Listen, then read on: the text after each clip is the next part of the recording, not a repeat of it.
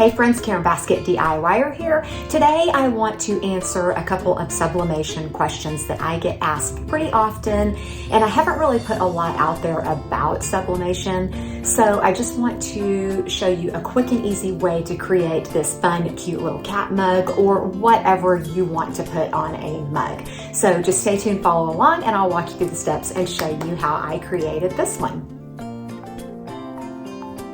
Okay, so I've got my Cricut ceramic mug here. This is a 12-ounce ceramic mug, and on the box it says infusible ink, but infusible ink is basically the same thing as sublimation. It's just kind of simplified.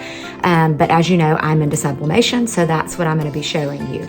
Okay, so with the ceramic mug, you'll want to measure the circumference that you have here, and it is basically 9.5 inches that I have to work with, as you can see. Well, I'm going to be showing you, because I get asked this a lot, how I size things up for sublimation. Okay, so I have a sheet of sublimation paper here. It is 8.5 by 11, and there it is, 8.5 by 11. So whenever I print my image to go wrap around this cup, it's super cute. I've already got it picked out. It's an image that I found in Creative Fabrica. And so I'm gonna take you over to my computer in just a second and show you. But basically, I want my width to be 8.5 inches. I mean, I have, what did I say, 9.5 here to work with. But obviously, 8.5, if I go 8.5, let's see. It's just gonna put it just shy of meeting up with the handle, which is totally fine. It'll just give about a 1/2 inch on each side if I center it up well. But so my plan is to have my image printed this way, because that way I know I can max out the space and reach 8.5 inches of design that will then be cut out and wrapped around my mug here. Okay, so let's hop on over to my computer and I will show you. Okay, so here I am in Creative Fabrica. I had saved this cat image quite some time ago, and so I had it on my favorites list, so I just am opening it up and gonna download it. And that will pop up on the top right-hand corner of my screen, and then I'll click on the little download arrow and then open it up. I'm opening the PNG version of this, and you will see that it is just the cats, no background, nothing, just the cats.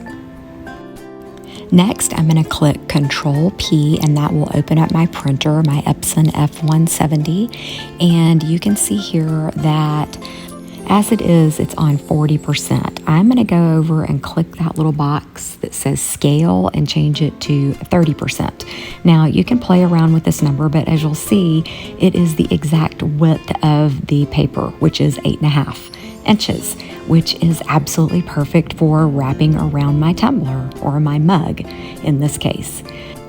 Okay, so before I actually click print, I want to show you my settings. I'm going back up to the top where it says last used, and I'm showing you that I'm opening up my printer details, and it says rigid and fine, and I'm also showing you that it's already check marked that it will turn on mirror image. I have that preset already, so now then I'll click print, and you will see that it comes out mirrored and 8.5 inches wide.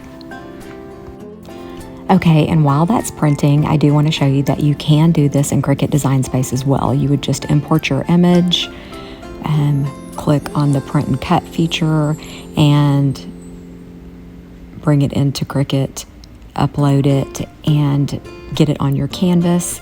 I like to, if I just want to print those top 3 cats, I'm going to go over to shapes and grab a square or a rectangle or whatever shape I want.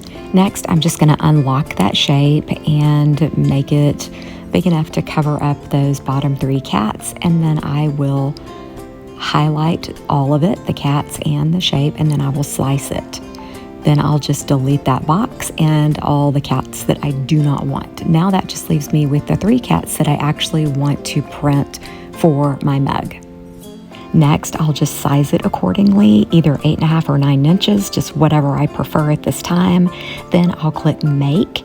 Remember, my Epson F170 automatically mirrors for me, so I don't have to worry about that, but I do want to make sure I turn off bleed whenever I print from Cricut Design Space.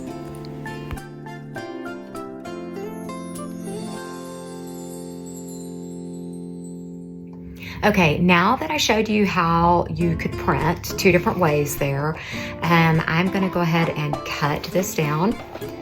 Now, obviously, had I done it through Cricut Design Space, I wouldn't have had this second print or this second set of prints, but I think I'm gonna be using this on another mug later on down the road. But I'm gonna go ahead and just cut this, making sure I don't trim off any of the cat ears or any parts.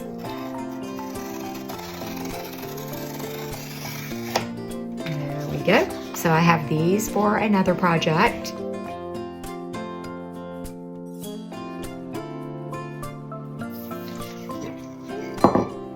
Now I can center these up, or I can just line it up at the bottom. It's just whatever you prefer. You just obviously want to get it as straight as possible. And you'll see that there's a little bit of space on each side, but that pretty much puts the cats, you know, all the way around, really cutesy, and I like that. So I'm just gonna try to get it pretty even. And you can, you know, measure if you want and try to get it all figured out, but I'm just gonna eyeball it and hope that it is straight. Next, you just want to use heat-resistant tape and make sure that you get your design on there nice and flat and snug.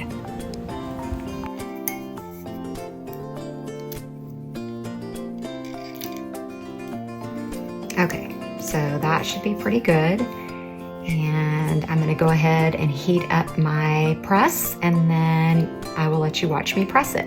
Okay, so I'm going to be using my new PYD Live Tumbler heat press. It's super great, you guys. Okay, so for ceramic or glass, it needs to be 356 degrees Fahrenheit for 280 seconds. So I'm going to go ahead and turn this on and get the temperature set.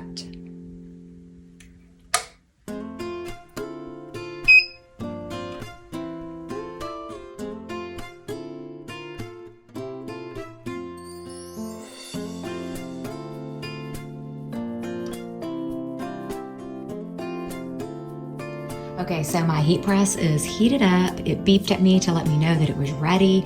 I've already made my adjustments here to fit my tumbler or my mug. So I'm just gonna go ahead and put that in and press start. Well, actually when you close it, it starts.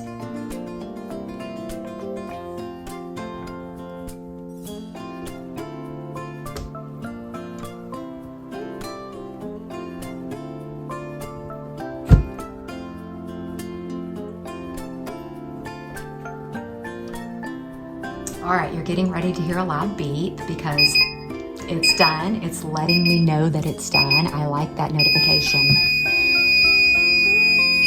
This is going to be very, very hot. I definitely want to put on my heat-resistant glove before taking this out because it's just been baking for 4 minutes and 40 seconds. It is warning me. It is done. You can see it looks like it's sublimated great. Oh, so sorry. You can see right here that it looks like it sublimated really, really well. Again, very, very hot. I'm going to set this aside for a few minutes and I'll allow it to completely cool off before I remove my paper. Okay, so my mug is nice and cooled off and I'm getting ready to unwrap it. I do want to tell you really quickly though, when you sublimate, you need to be in a well-ventilated room or running an air purifier or something like that, I do turn my air purifier on like as soon as I turn the camera off while it is being pressed, sublimated. I turn my air purifier on, then I turn it off to video. But I use a Floia air purifier. I'll link it in the description below. It's super great. On a day like today, I cannot open my door to let air in and out or my window because it is a little bit snowy out. So anyways, okay, just had to throw that in there real quick. All right, let's unwrap, untape. I'm excited to see this because I love kitty cats and I think this is a super cute little design. Gotta get my tape off. Okay. Oh, how cute, you guys. How stinking cute is that? Adorable, adorable, adorable. I love it so much. Okay, so sometimes it's so much easier to just open up your download, click Control P, and print like I did immediately from the actual image instead of importing it into a program like Design Space or Canva or whatever you use. I only use Cricut Design Space. I do not use any other programs for importing and messing with and changing up sizes. All right, so I hope you enjoyed this little quick and easy tutorial on how you can quickly download an image and print it instantly and then apply it. Be sure to check out my next tutorial. Thanks so much for watching.